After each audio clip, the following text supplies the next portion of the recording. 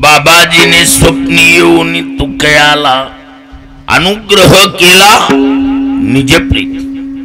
म्हणजे तुकोबाराला संतांची भेट कुठं झाली?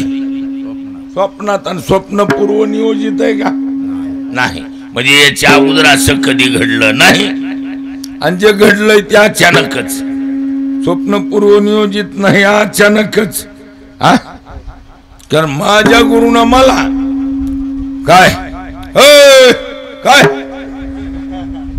सापडविले वाटे जाता गंगा, सापडविले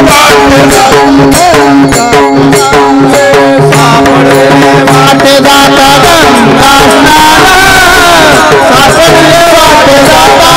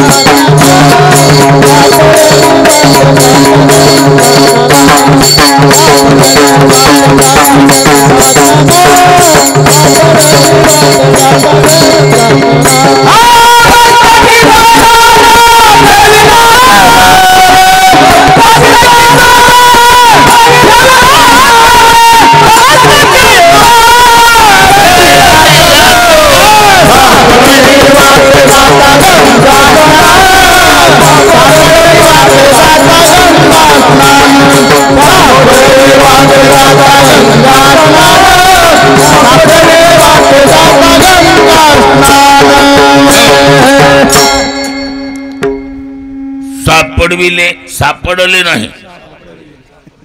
माझ्या गुरुनं मला सापडविलं. स्वप्नातला असल्यामुळं अचानकच, म्हणून अभ्यागमता. आणि आश्चर्य कशाला म्हणते? बघा, बारक बारक आश्चर्य कशाला सांगायचं? आपल्याकडे कसं म्हातारपणी पोरग झालं, माणसं काय म्हणते? आश्चर्य हो. या असली बारकी बारकी आश्चर्य सांगण्यापेक्षा जगात सर्वात मोठं आश्चर्य काय? भगवान स्वतः सांग. आश्चर्यवत पश्यति कश्चिदेन माश्चर्यवद वदति तथैव चान्यः आश्चर्यवच्चैन मन्यः शृणोति श्रुत्वापीनं वेद न चैव कश्चित्. आश्चर्यवत पश्यति कश्चिदेन. भगवान म्हणतात, अर्जुना, अरे मला प्रत्यक्ष पाहणं हे जगातलं सर्वात मोठं आश्चर्य. देवाला डोळ्यानं प्रत्यक्ष पाहणं हे जगातलं काय सर्वात मोठं आश्चर्य. आणि भगवान म्हणतात, हे आम्हीच म्हणायलो तर असं नाही. मग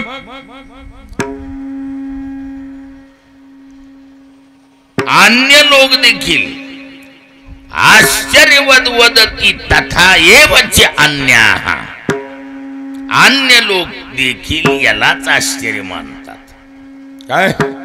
त्याच्यामुळे जगात सर्वात मोठं आश्चर्य कोणतं आहे? देवाला प्रत्यक्ष पाहणं. आता इथं देवाला पाहणं हे आश्चर्य. तुकोबाराने स्वप्नात कोणाला पाहिले? जाहीर नाव सांगितलंय ना, बाबाजी आपुले सांगितले. हो, बाबाजी नाव सांगितलंय.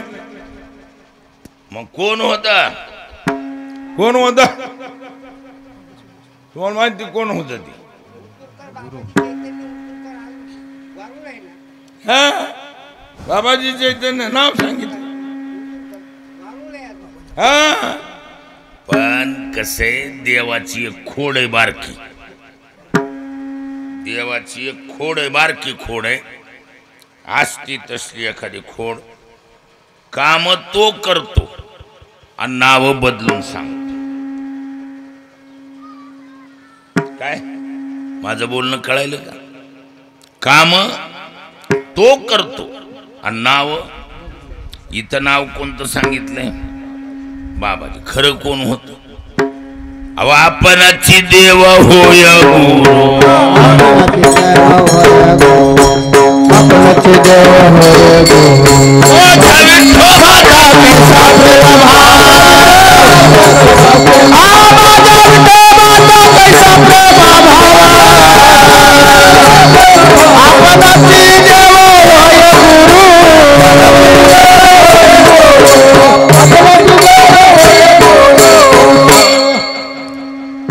आणि बारकावा घेतल्यावर पुन्हा लक्षात आलं देवच गुरु झालेत आणि नाव बाबाजी सांगितलंय. हा, लक्षात आलं का नाही आलं? काय कोण कुणा अनुग्रह केलाय? माझ्या विठोबाचा कैसा प्रेम भाव, आपणाची देव होय गुरु. स्वतः देवच गुरु झाले. नाव नाव बाबाजी सांगितलं. देवाची जुनेच धंदे येते. कोणते? देव काम स्वतः करतो आणि नाव बदलून सांग. अवतार पांडुरंग पण नाव ठेविले ज्ञानी. असे दामाजी पंत मंगळवेडेकर सुभेदार होते. गोडाऊनच्या गोडाऊन दुष्काळात लोकांनी लुटले. मग त्याचा मोबदला कुठे? दिल्ली तख्तवरून निरोप आला. त्या दामाजी पंताला म्हणा, जे गोडाऊन खाली केले त्याचा मोबदला मग दिल्ली दरबारात आणून जमा करा. ती म्हणला तर कुणी काही दिलं तर नाही आणि काय निघून द्यावं. जगण्यात बी काही मजा. इमानदारीनं भजन करणारा माणूस कोण? दामाजी पंत. प्रामाणिकपणे भजन करणारा. जगाच्या मालकाला लक्षात आलं गड्या आता ही दांडगी नौबत आली. मग दिल्लीच्या दरबारात स्वतः भगवान गेले पिशवी घेऊन. बारकी पिशवी हातात घेऊन दरबारात गेले आणि तिथे गेल्यावर विचारले, कहां से? महाराष्ट्र. महाराष्ट्र में कहां से? मंगलवेढ़े से.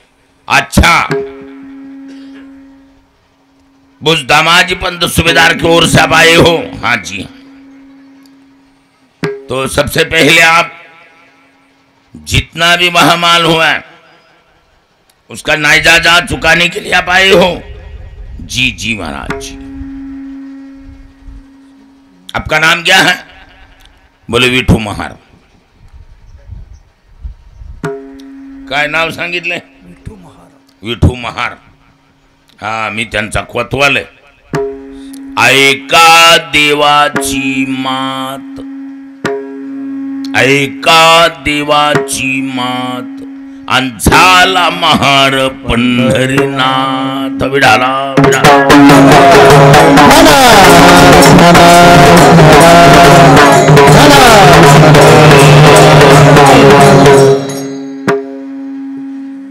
अहो, जगाच्या मालकानं नाव बदलून सांगितलं का नाही? झाला महार पंढरीनाथ. आशा तो नहीं दादा चुकाने के लिए कुछ लाया है? बोले बिल्कुल, सब कुछ लाया. तो बिछाओ कुछ. असं मोठं चदर आथरलं. ती पिशवी जी अशी धरली आणि अशी उलताय चालू केली, ते डोक्यात का सोन्याच्या मोहराचा ढिगारा झाला. पिशवीतलं थांबना पालत व्हायचं. डळाला तिने पिशवी देवडीच. यानं सांगितलं, आपकी जितनी होती है उतनी ही मुद्रा को हाथ लगाइए, कम ज्यादा लेने से आपकी शक्ल सूरत बिगड़ जाएगी. अपना जितना ना ज्यादा चुका लो, कोई आपत्ति नहीं, जो भी रहे वो हमारा है. बादशाह बघत राहिला, म्हणला एवढ्या एवढ्या पिशवीतून एवढा टाकतोय खाली, खतरा आहे खतरा. महाराज पुन्हा बादशाह मंगळवेढ्याला आला. अरे वो कोतवाल कहाँ है? कोतवाल बड़ा गजब है यार, कोतवाल ने हमारे मन को पूरा फाड़ दिया जो है. अरे बोले कोतवाल कहाँ? कोतवाल बड़ा खतरनाक कोतवाल है, वो चला गया, अब दोबारा नहीं मिलेगा. कशासाठी बोलालो मी? नाव बदलून सांगतो. बाबाजी जरी नाव सांगितलं असलं तरी कोण आहे? आपणची देव होय गुरु. त्याच्यामुळं जग जाहीर आहे, प्रत्यक्ष बाबाजीला पाहणं म्हणजे देवाला पाहणं. आणि हे जगातलं काय सर्वात मोठं आश्चर्य. याच्या पूर्वी असा कधी योग आला नाही. आला तो एकाएकी आला, आणि आलाय तो आश्चर्यजनक आलाय. म्हणून धन्य काळ संत भेटी, धन्य काळ संत भेटो,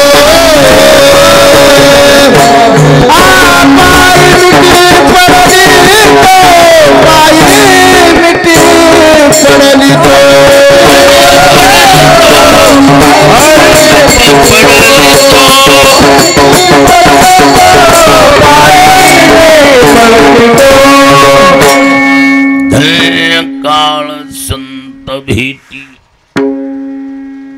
पायी मिठी पडली तो. महाराज म्हणतात काळच धन्य. संतांची भेट झाली ना, काळ धन्य त्याला पात्र. आता छोटासा मुद्दा असा आहे, धन्य शब्द इतका महत्वाचा आहे, मोलाचा आहे. याचं भाषांतर निळवरांनी केलं मराठीत. निळवरा म्हणतात, होते बहुत दिवस अर्थ वागविले,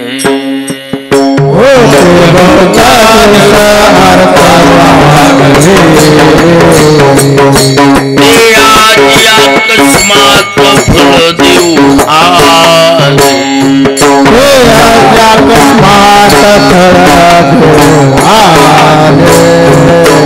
सृष्टी श्रीहरीची देखील पाहू,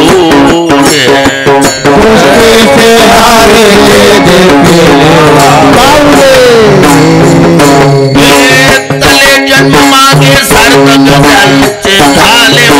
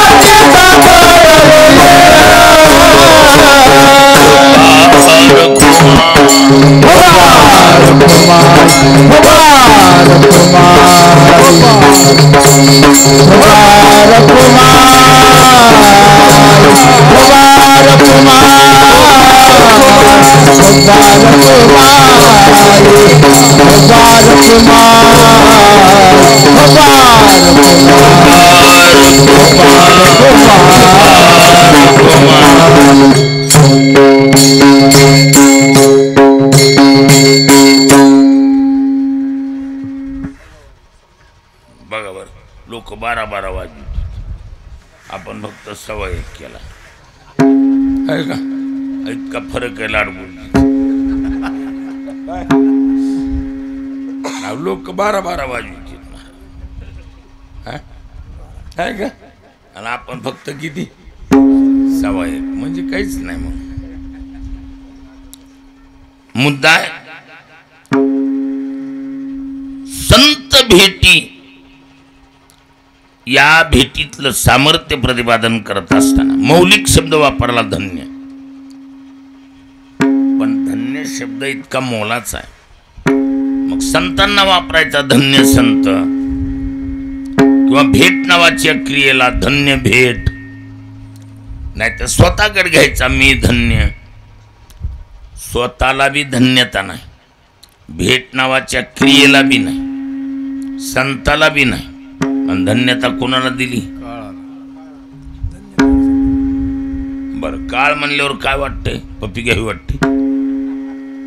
काळ म्हणल्यावर काय वाटतंय? कसल्या बी माणसाचं फाउंडेशन हलतंय का नाही? काळ आहे ना ते. मग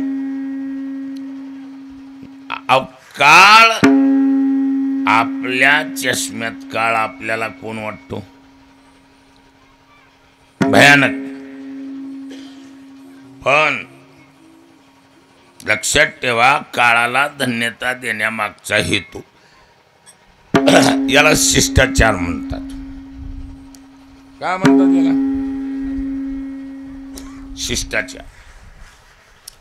शिष्टाचार म्हणजे काय? शास्त्रू अनुशिष्ट स्वयंपि शासितमिति शिष्ट. ज्यांनी स्वतःला शासित केले, संयमित केले, संतुलित केले, स्वतःला शासन करून ज्यानं संतुलित बनविले स्वतःचं जीवन, त्याचं नाव शिष्ट आहे. आणि अशा शिष्ट लोकांचं जे आचरण, शिष्टम यत् आचरयति ते शिष्टाचार. आता शिष्टाचार कसा आहे ते सांगतो. काय नाव?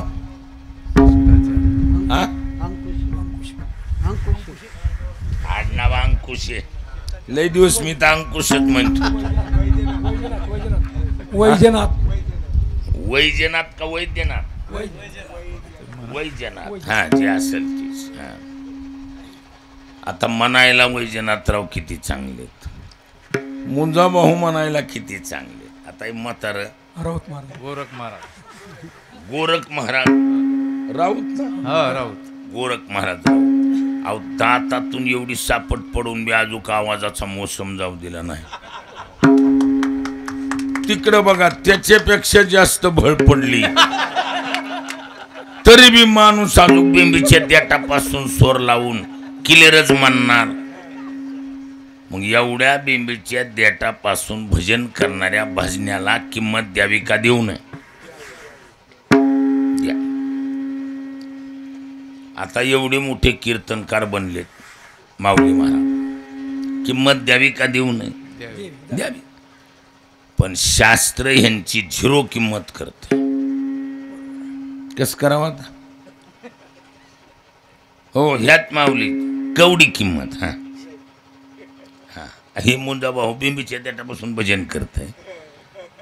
इकडं आज पेच नाही महाराज, ताकद लावून वरडावरडी असते. मग एवढ्या इमानदारीनं भजन केल्यावर त्यांना किंमत द्यावी का देऊ नये? द्यावी.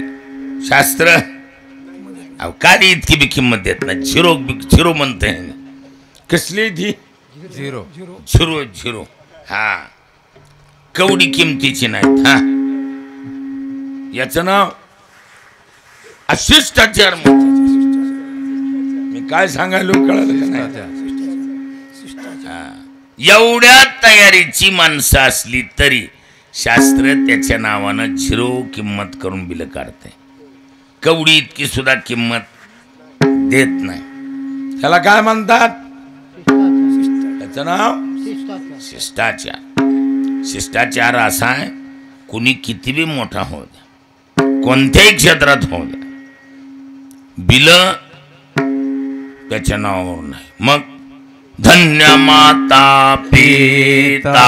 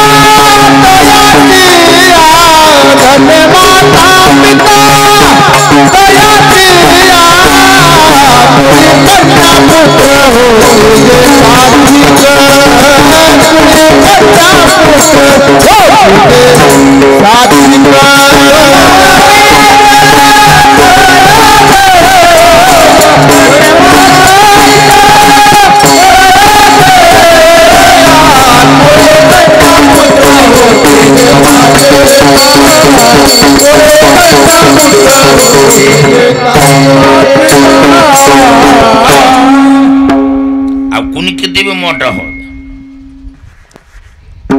त्याच्या नावावर बिल काढायची पद्धत ना.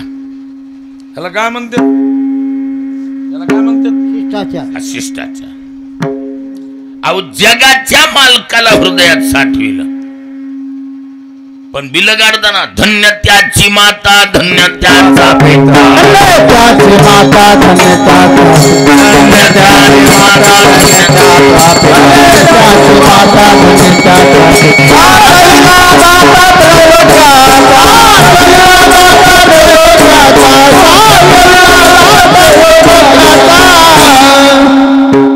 धन्य त्याची माता धन्य त्याचा पिता साठविला दाता त्रैलोक्याचा.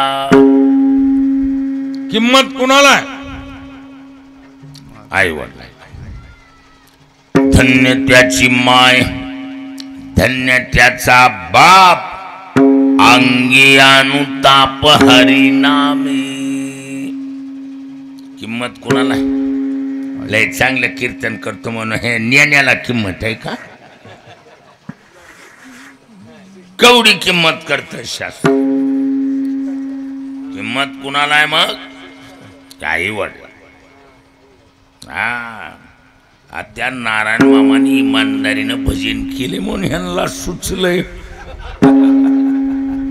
नाही तर ही कुणी हरणाचे जाळे तर कुणी माशाचे जाळे.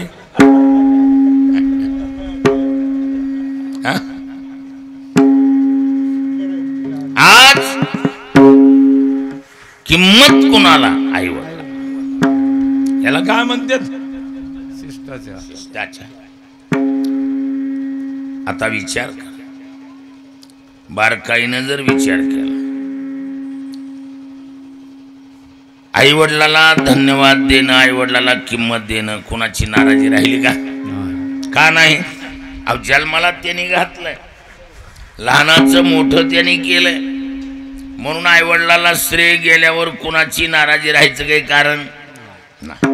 पण काळ कोण आहे?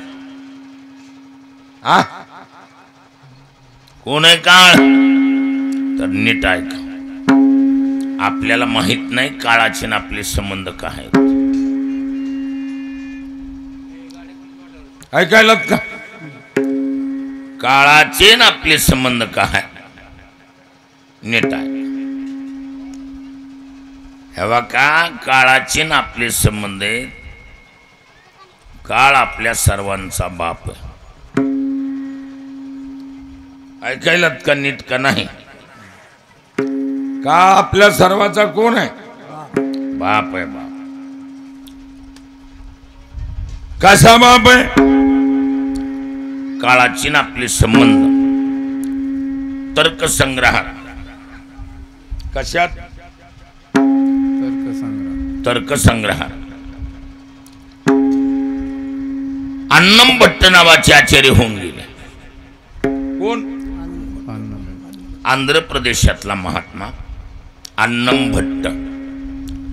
त्यांनी या काळाचे ना आपले संबंध सांगितले तर्कात.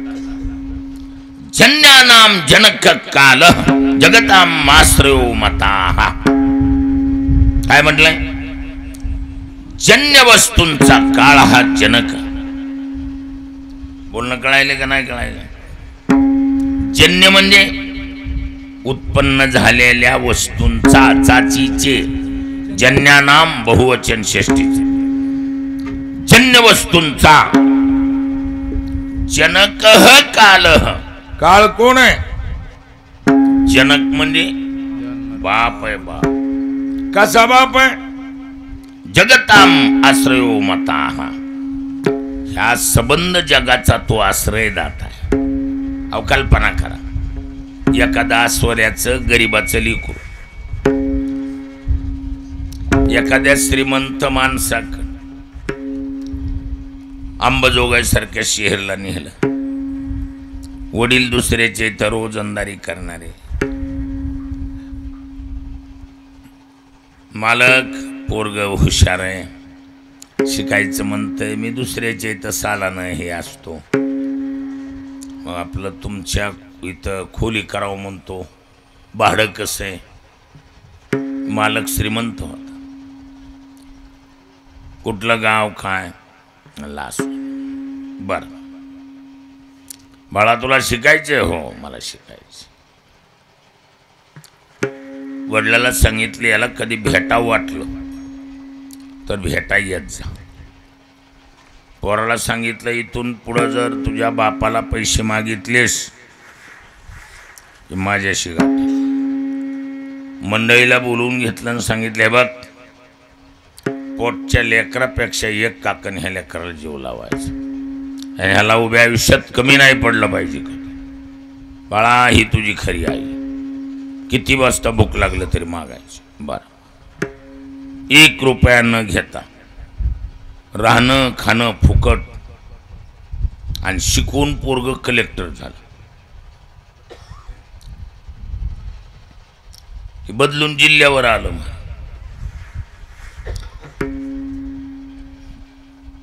कलेक्टर साहेबाचा दौरा धारूरला आला. कुठं? जिल्ह्यातले ज्येष्ठ श्रेष्ठ माणसं बोलवली. त्यात ही अंबाजोगाईचा आश्रयदाता बी आला. या कलेक्टरचा जन्मदाता बाप बी आला. अस्वल्याहून मधून इकडं बैठ. असं बघितल्यावर बाप जाऊन स्टेजवर बसला. आपलं पोरग आहे म्हणून. पण ते जन आश्रय दिला होता ती खाली बसलेला. कलेक्टर साहेबांनी पोलिसला सांगितलं जा रे अशा अशा शर्टवाला माणूस आहे त्याला वर बोलवलं म्हणून. साहेब बरेच दिवस झालं तर शिकून वय होऊन गेलं तर कुणाला माहित. मग असं वर आणून बसवलं तरी लक्षात आलं नाही. कलेक्टर साहेबांनी बोलायचं चालू केलं. सज्जन हो, माझे जन्मदाते आई वडील हे माझ्या बाजूला बसलेले. पण आज मी तुमच्या पुढं कलेक्टर या पदावर आसीन आहे. आज मी कलेक्टर आहे ती एकमेव हे खरे माझे आई वडील आहेत की ज्यांनी मला आश्रय दिलाय. त्याच्याकडे हात देऊ. जन्मदाते आई वडिलांनी जन्माला घातलं पण या लेवलला आणून सोडायची पूर्ण जबाबदारी आश्रय देऊन ज्यांनी केलं ते हे माझे खरे आई वडील. मग आता आश्रयदाता वडिलाची जागा घेऊ शकतो का नाही? वडील जन्मदाता बी वडीलच आणि आश्रय देणारा बी वडीलच. म्हणून जगताम आश्रयो मताः इति जन्यानाम जनक काल. सबंध जगाला काळ हा आश्रयदाता आहे.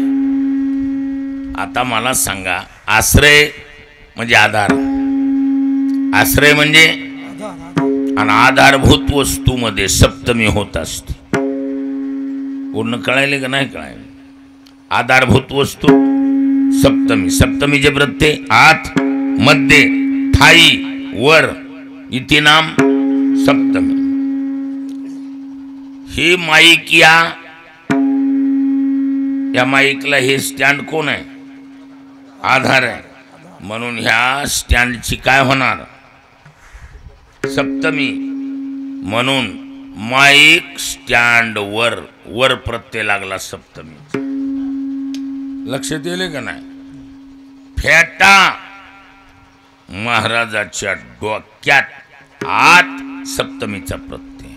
डोकं त्याला आधार आहे. डोक्यामध्ये डोक्यात ठाई डोक्यात डोक्यावर इथे सप्तमी. लक्षात आलं का? आश्रयदाता कोण त्याची सप्तमी होत आहे का नाही? लक्षात येईल का नाही? येईल सर्व. मग आता या सबंध जगाला आश्रय देणारा कोण आहे? तर बारकाईनं लक्ष घ्या. काहीचा जन्म भूतकाळात झालाय, काहीचा वर्तमानात आणि काहीचा भविष्यात. पण शेवटी कशात? खिशात का? काळात. भूत तरी काळच, वर्तमान तरी काळच आणि भविष्य तरी काळच. काळ आणि सप्तमीचा प्रत्यय आत. काळात म्हणजे काळामध्ये, काळाठाई काळात. याचा अर्थ काळ त्याचा आश्रयदाता आहे. आपल्याला जन्माला येताना बी त्यानं बघितलंय, आश्रय दिलाय. आणि आता वाढताना बी बघितलंय, जाताना बी बघणार. तिन्ही काळाचा आश्रयदाता काळ आहे. म्हणून संत नावाची भेट ही बी कोणत्या ना कोणत्या काळातली. म्हणजे काळ त्याचा आश्रयदाता आहे. आश्रयदाता म्हणून वडिले आणि वडिले म्हणून धन्य काळ संत भेट.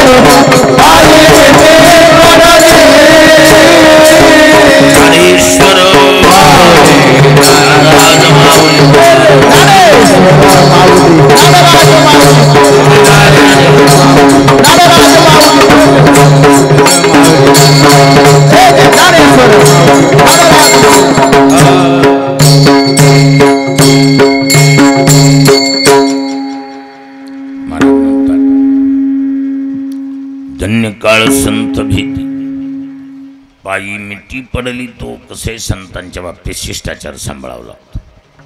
शिष्टाचार कसा आहे? शिष्टाचार असा आहे, संतांच्या जवळ सारा लावून चुकून कारभार करावा लागतो. छाती काढून जमत नाही. संतांच्या जवळ छाती काढून चालला की समजायचं बहुतेक ह्याच्या गौऱ्या सुकल्यात. लक्षात येईल का नाही? म्हणून संतापाशी बहु असावी मर्यादा. फलकटाचा धंदा उर फोडी. लावून चुपून कारभार करायचा. तुकोबऱ्या म्हणतात आम्ही काय केलं? पायी मिठी पडली तो. आता मिठीच घालायची असली तर गळ मिठी काय, खोबर मिठी काय, पण बाकीच्या मिठ्या किमतीच्या नाहीत. किंमत कशाला आहे? पायाला. म्हणून पायी मिठी पडली तो. पायावर मिठी मारल्याचा परिणाम संदेहाच्या सुटल्या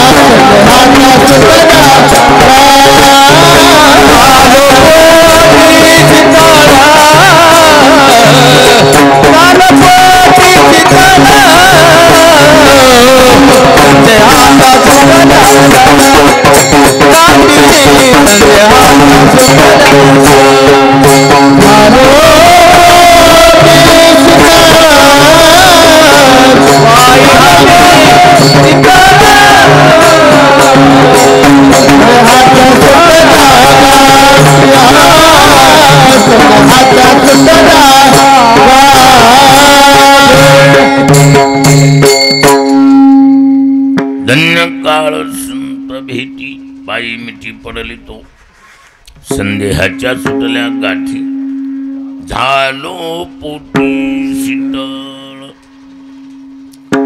कसे संतांच्या पायावर कडकडून मिठी मारल्याचा परिणाम संदेहाच्या सुटल्या जीवनातला संशय गेला. संशय घालवणं सोपं का अवघड आहे? अवघड आहे. संशयानं माणसं गेली का संशय गेला? माणसं गेली संशय गेला नाही. मग अवघड आहे. संशय एवढा सोपा आहे का? अहो चांगली चांगली धेंड हातबल झाली काय म्हणता भाऊ इंद्र चंद्र देव ब्रह्मादि करो इंद्र चंद्र देव ब्रह्मादि करो